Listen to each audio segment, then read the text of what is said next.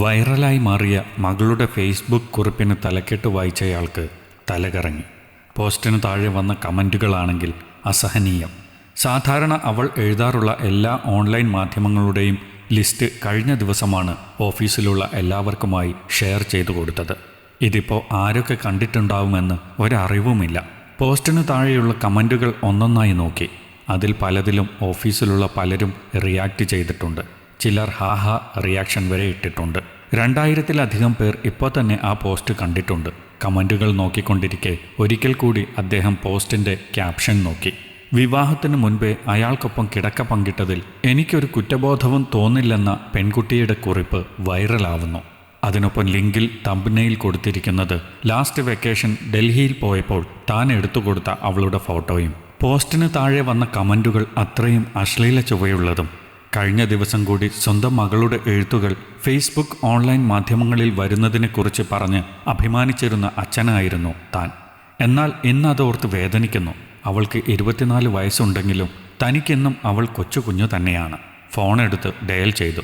Hello പപ്പ, പറ ഗായത്രി, നീ എവിടെയാ? ഇതുവരെയും ഇല്ലാത്തൊരു ഗൗരവം എവിടുന്നോ കടമെടുത്തുകൊണ്ട് അയാൾ ചോദിച്ചു. എന്തുപറ്റി? താങ്കളുടെ ശബ്ദം അല്പം കടുപ്പം കൂടിയിരിക്കുന്നല്ലോ. എന്തുപറ്റി? കടുപ്പം കൂടിയ ചായ ചൂടോടെ കുടിച്ചോ?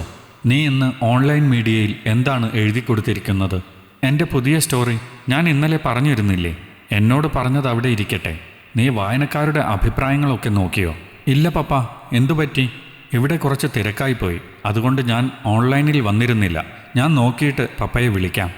ഇവിടുന്ന് തിരികെ എന്തെങ്കിലും പറയും മുന്നേ അവൾ ഫോണ് കട്ട് ചെയ്തു. ഫേസ്ബുക്ക് ഓപ്പൺ ചെയ്ത് ഇന്ന് സ്റ്റോറി അയച്ചു കൊടുത്ത ഓൺലൈൻ മീഡിയയുടെ പേജിൽ കയറി പോസ്റ്റ് നോക്കി. പോസ്റ്റിൻ്റെ പ്രതികരണങ്ങൾ. ഒരു മോഡേൺ സൊസൈറ്റിയുടെ തലമുറയെന്ന് ഉറക്കെ പറഞ്ഞു നടക്കുന്ന അവൾ ഒരു 40 വർഷം സ്വയം പിന്നിലേക്ക് സഞ്ചരിച്ചു പോയി. ആ പോസ്റ്റിന് മൊത്തം 2000-ൽ കൂടുതൽ ലൈക്കും 1000-ഓളം കമൻറ്റുമുണ്ട്. പോസ്റ്റിൽ ക്ലിക്ക് ചെയ്ത് ഓരോ കമൻറ്റ് അവൾ സസൂക്ഷ്മം വായിച്ചു. വീട്ടിൽ കയറൂരി വിട്ടിരിക്കുവല്ലേ, ഇവളെയൊക്കെ എന്ത് പറയാനാ? ഇവളുടെ തന്തയെയും തള്ളയെയും പറഞ്ഞാൽ മതിയല്ലോ. കരികാലം അല്ലാതെന്ത്? ഇതും ഇതിനപ്പുറവും കാണേണ്ടി വരും. അവനെക്കൊണ്ട് മതിയായില്ലെങ്കിൽ ചേട്ടനെ വിളിച്ചാൽ മതി മോളെ. കണ്ടാൽ തന്നെ അറിയാം ഒരു പോക്ക് കേസാണെന്ന്. ഓരോ കമൻറ്റും വായിച്ചവൾ ഇരുന്ന് വിയർത്തു. ലാസ്റ്റ് വെക്കേഷന് പപ്പയ്ക്കും അമ്മയ്ക്കുമൊപ്പം ഡൽഹിയിൽ പോയപ്പോൾ ഇന്ത്യ ഗേറ്റിന് മുന്നിൽ നിൽക്കുന്ന ഈ ഫോട്ടോ പപ്പയാണ് എടുത്തത്. സ്വന്തം നാട്ടിൽ സദാചാരവാദികളെ കൊണ്ട് രക്ഷയുണ്ടാവാറില്ല. പിന്നെ പെണ്ണിന് വസ്ത്രം കുറഞ്ഞു പോയതുകൊണ്ടാണ് പീഡനമുണ്ടാവുന്നത് എന്ന് പറഞ്ഞു നടക്കുന്ന മറ്റു ചിലർ.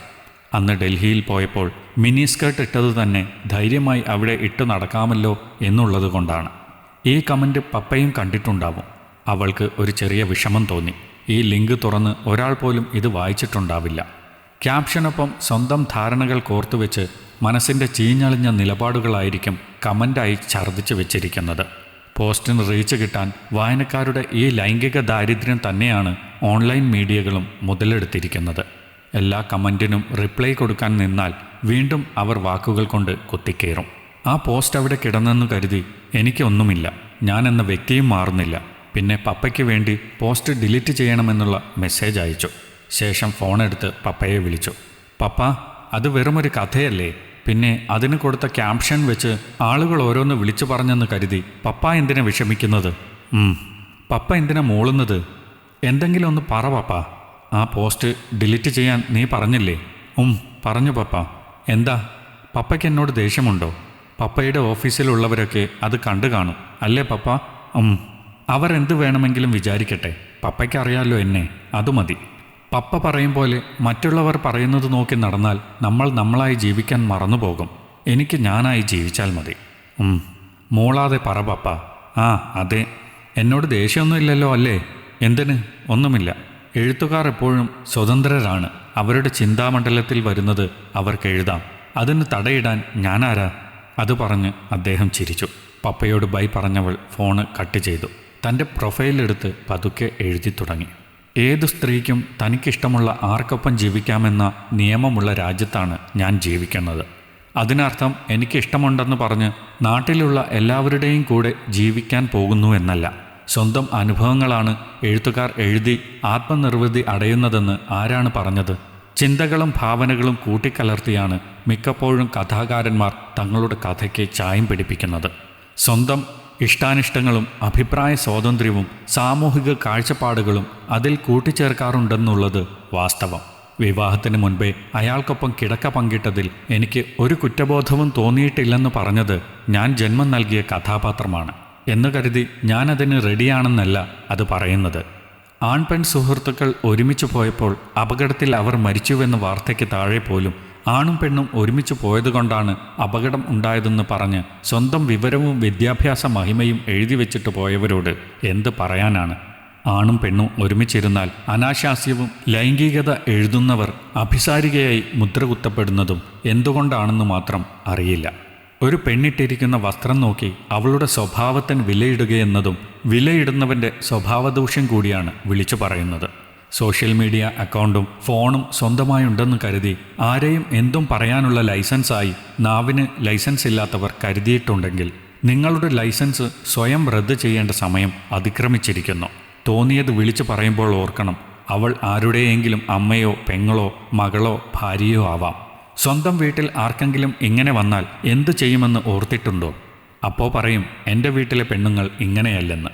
നിങ്ങളുടെ വീട്ടിലെ പെണ്ണുങ്ങൾ എങ്ങനെ ആയാലും അത് നോക്കി മറ്റുള്ളവരെ താരതമ്യം ചെയ്യുന്നത് ഒന്ന് നിർത്തലാക്കുക. അവരും ഒരു മനുഷ്യനാണ്, അവർക്കും വേദനിക്കും. ഒരുപാട് വൈറൽ പോസ്റ്റുകൾക്കിടയിൽ വൈറലാവാൻ സാധ്യതയില്ലാത്ത ഒരു പോസ്റ്റ് കൂടി എന്ന തലക്കെട്ട് കൊടുത്തവൾ പോസ്റ്റ് ബട്ടൺ ക്ലിക്ക് ചെയ്തു. മോഹൻ സർ, മോളുടെ പോസ്റ്റുകളൊക്കെ വായിക്കാറുണ്ട് കേട്ടോ, എല്ലാം ഒന്നിനൊന്ന് മെച്ചം. ഇറങ്ങാൻ നേരം ജോസഫ് കൈവീശിക്കൊണ്ട് വിളിച്ചു പറഞ്ഞു. അത് കേട്ടുകൊണ്ട് മോഹൻ ഒന്ന് ചിരിച്ചു. അപ്പോഴും ആ ഓഫീസിൽ മറ്റൊരു കമൻറ്റ് വൈറലായി തുടങ്ങിയിരുന്നു. ഇത്രയൊക്കെ ആയിട്ടും അയാൾക്കൊരു കുലുക്കവുമില്ലാലോ, തന്തയും കൊള്ളാം മോളും കൊള്ളാം. ഈ കഥ നിങ്ങൾക്കിഷ്ടമായെങ്കിൽ ലൈക്ക് ചെയ്യൂ. നിങ്ങളുടെ അഭിപ്രായങ്ങൾ കമൻ്റായി രേഖപ്പെടുത്തൂ. കൂടുതൽ കഥകൾ കേൾക്കാൻ ഈ ചാനൽ സബ്സ്ക്രൈബ് ചെയ്യൂ.